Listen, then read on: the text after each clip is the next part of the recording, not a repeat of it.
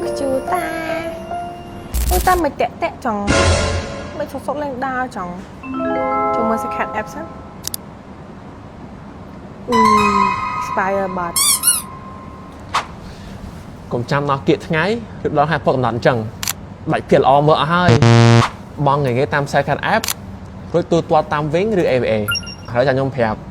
ពីជំហានមួយហាត់ធ្វើមិនខ្លះងាយទេជំហានដំបូងទិញខ្សែខាត់ app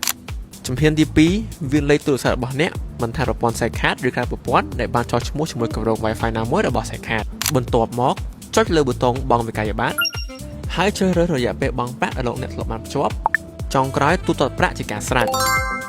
អញ្ចឹងកុំភ្លេចដល់ខ្សែខាត់អត់អស់គ្នាកុំឲ្យដាច់ភាគណា